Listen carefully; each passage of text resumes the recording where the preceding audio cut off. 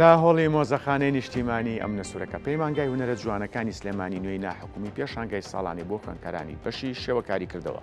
هاوکارمان ڕێژنە ڕزگار زانیاری زیاتر دەربارەی پێشانگاکە خاتە ڕوو با بینەری بین. سلااوان لەبەوە ئەم کاتتان باش ئێرە گەلەری نیشتیمانی ئەم نەسوورەکەیە لە شاری سلێمانی ماوەی 2 ڕۆژە و بەردەوامیشی دەبێت پێشانگایەکی ساڵانەی خوێندکارانی پەیمانگای هونەرە جوانەکانی ناحکمی کراوەتەوە. خۆشبەختانە پێشانگاکە تا چەند ڕۆژی داهاتوش بەردەوامی دەبێت لا نێو گەلەری نیشتیمانی ئەم نەسوورەکە و خوێندکارانی قۆناغی 4 و 5 باکارە شێوەکاریەکانیان بە چەندین تابلۆی شێوەکاری ناوازە لەم پێشانگایەدا بەشداریان کردووە. من بەڕێز هۆشیار حسێن بەڕێزیان دەتوانم کە بەڕێزیان سەرپەرشتیاری پەیمانگان و گفتوگویەک دەربارەی گرنگی ئەم پێشانگایە لەگەڵ بەڕێزیان باس دەکەین. مامۆستاگیان سلااوت لەبێ بە ئەرک نەبێ بفەرمیتێرە. زۆر سوپاس دەکەم.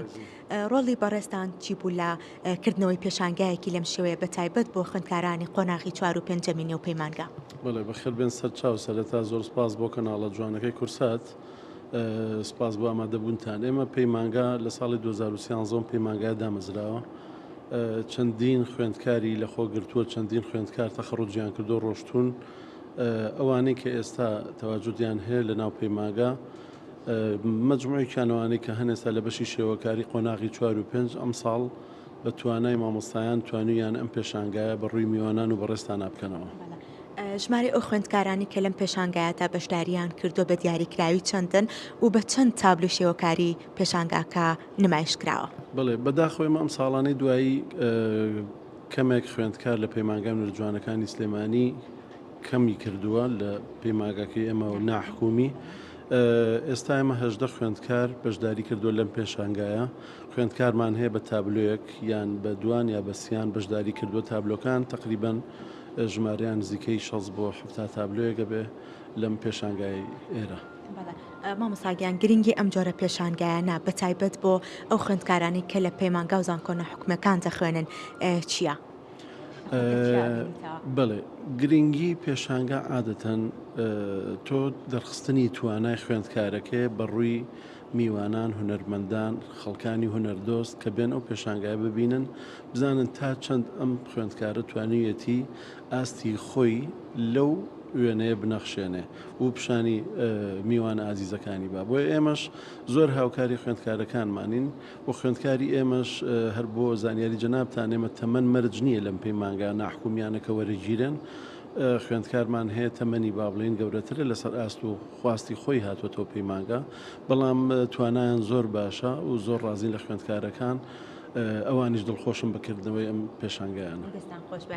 مامۆستا هۆشیار ساڵانە پەیمانگای هونەرە جوانەکانی سلێمانی ناحکمی بە چەندین چالاکی جۆرا و جۆر پێشانگای ساڵانە خود چالاکی ساڵانە ساز دەکات و پێشانگا دەکاتەوە.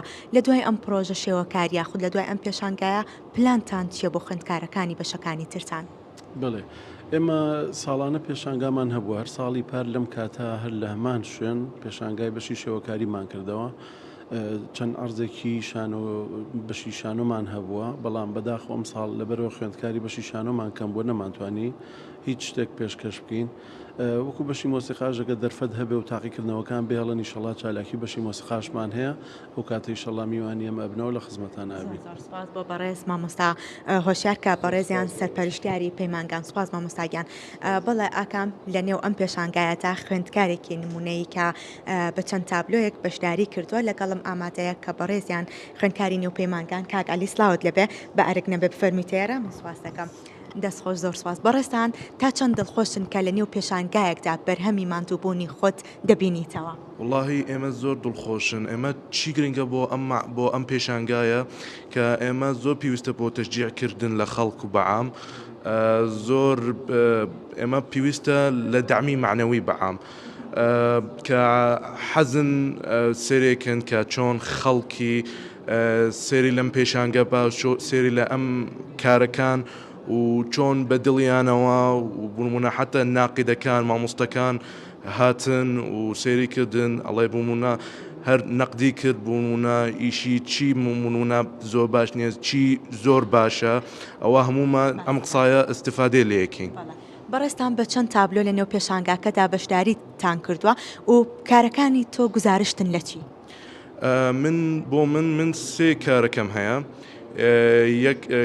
ئیشی یەکەم ئەبستراکت، ئیشی دووهەم واقعی، ئیشی عفو سێهەم ئینستەڵیشن. جیاوازی لە بینی کاری واقعی چییە لەگەڵ ئەبستراکە؟ کامیان زیاتر ماندووبوونی ئەویست بۆ تۆ تا بتوانانی ئەم کارە شێوەکاری یاخود ئەم تابلۆ شێوەکاری لێ دروست بکەیت و نمایشی بکەیت؟ طبعاً بۆ من ئیشی ئەبستراکت تۆزێک قورسترە لە واقعی. بۆچی؟ چونکە ئەبستراکت هەر هێڵ و ڕنگ بە مشکی تۆ ئەتەوێ یعنی لازم تەخەیوڵەیەکەی چۆن ئەم شتیا وتوانی هەموو شتێک بکەیت، نەوەکو ڕنگ و فڵچە، توانی هەموو شتێک بکەیت وەکو دار، وەکو ئاوێنا، یعنی شتێکی کرێتیڤ و ئیبداعی بۆ بکەنەوە بۆ یعنی کاتۆ خوێندەکارە. جایە لە واقعی ئیشەکە یعنی هەر ئیشی پۆرترێت و ئیشەکانی هەر دەموچاوی خەڵک، بەڵام لە جیایە لە ئەبستراکت کە ئەبستراکت هێڵ و ڕنگ ناتوانانی بوونمونە کاتۆ نەقل کۆپی بکەرەوە، نە لازم لە مشکی خۆتە تەخەیوڵێکی کە ئەم ئیشەکە چۆنە بێ. زۆر سوال بۆ بەڕێستان بە هیوای سەرکەوتن ماندوو نەبن، دەستان خۆش بە. بەڵێ ئاکام لەنێو گەلەریای نیشتیمانی ئەمنە سوورەکە ئەم پێشانگایە تا چەند ڕۆژی داهاتوش لێرە بەردەوامی دەبێت. مامۆستایان وە خوێندکاران بە گرنگیەوە باس لەم جۆرە پێشانگایانە دەکەن، بە تایبەت بۆ ئەو خوێندکارانەی کە خوێندکاری دوا قۆناغی نێو پەیمانگا و زانکۆکانی شاری سلێمانی و کوردستانن.